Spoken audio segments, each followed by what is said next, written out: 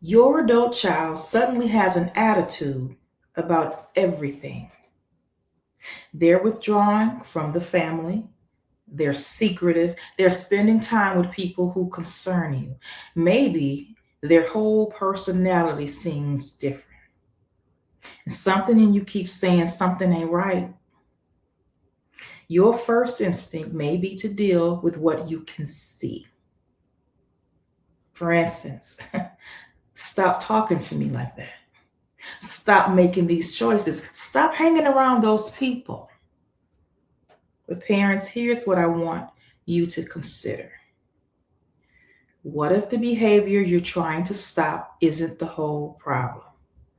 Because sometimes anger is what you see, but there's hurt underneath it. Sometimes defensiveness is what you're hearing, but it's shame underneath.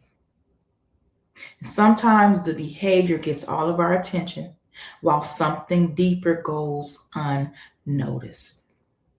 That doesn't mean we excuse bad behavior, and it doesn't mean we start diagnosing our adult children.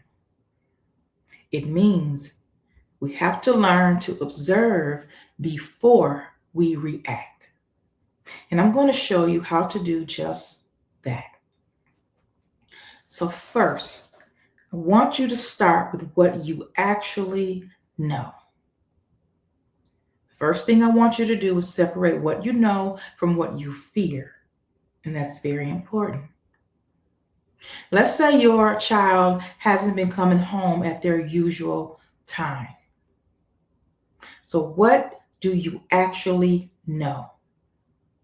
Maybe you know they've come home after midnight 4 nights this week.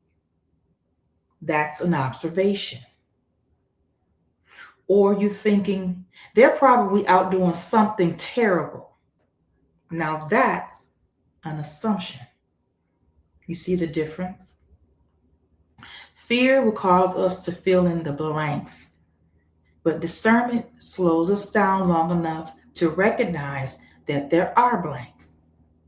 And sometimes just making that distinction can keep us from responding to something that hasn't even happened.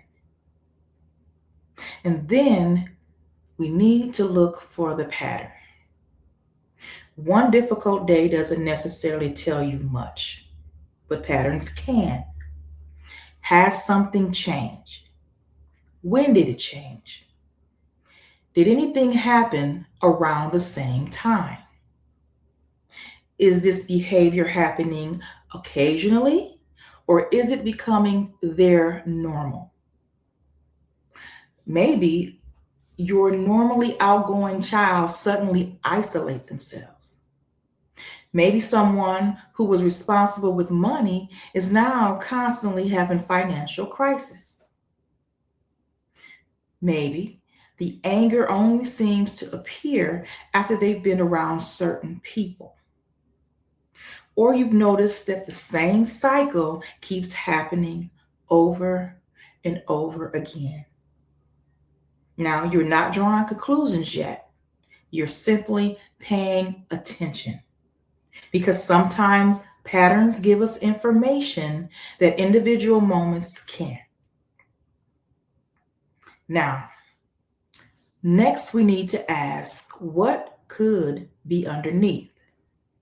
And this is where I want us to be very careful with the word could. Not, I know what's wrong with my child, but what could I be seeing? Could there be hurt underneath that anger? Could there be shame underneath the avoidance? Could there be fear underneath the defensiveness? Could there be an unhealthy influence contributing to the change that you're seeing? Or could they simply be struggling with consequences from their own choices? Now, remember, we're talking about what could be underneath the behavior. We're not diagnosing our child. Withdrawal doesn't automatically mean they're depressed. Anger doesn't automatically mean one particular thing. every bad decision does not automatically mean spiritual warfare. Sometimes our adult children are simply making choices we don't agree with.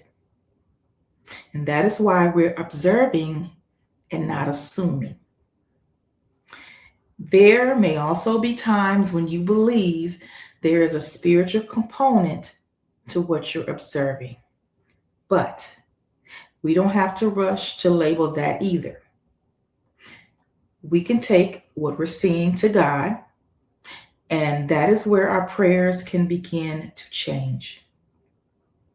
So instead of praying, God, make them stop, God, change them, we can begin to pray, God, show me how to pray about what I'm seeing. Give me discernment without allowing fear to take over.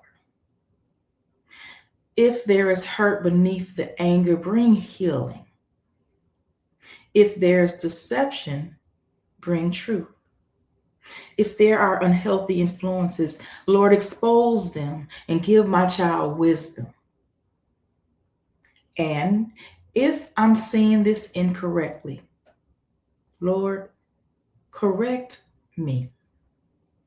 Now, I think that last prayer is especially important because discernment isn't just about asking God to show us what's happening with our child.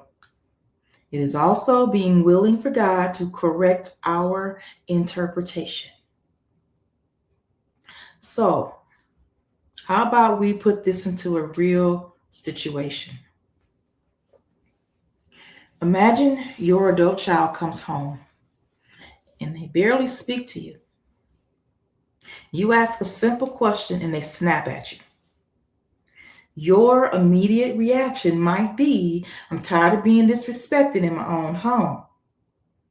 And depending on what happened, that behavior may absolutely need to be addressed.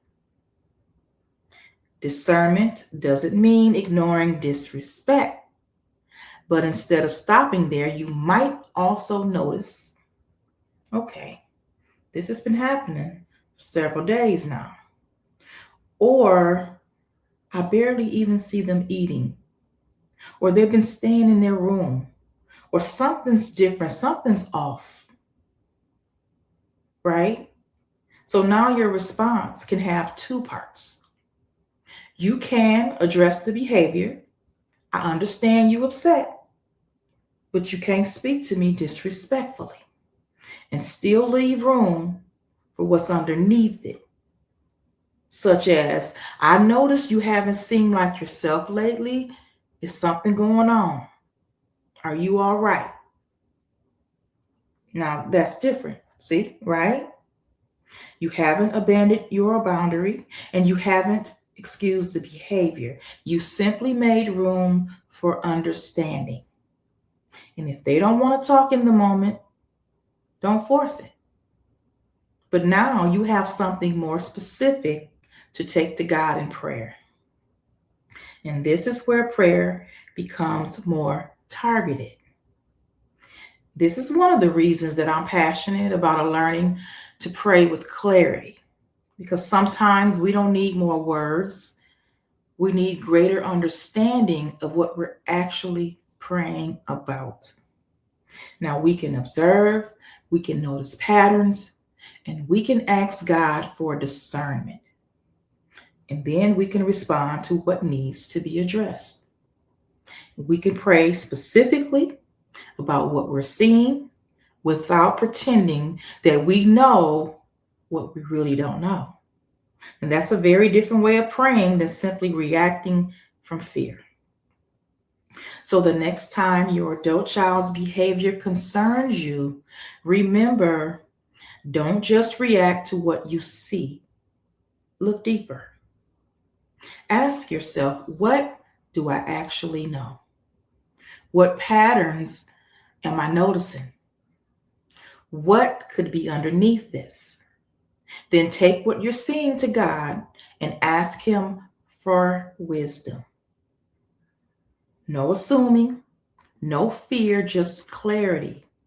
because you don't have to understand everything that's happening with your child to respond wisely. You just need God to help you to see clearly enough to know how to respond and how to pray. So, may God's peace guard your heart today and every day this week.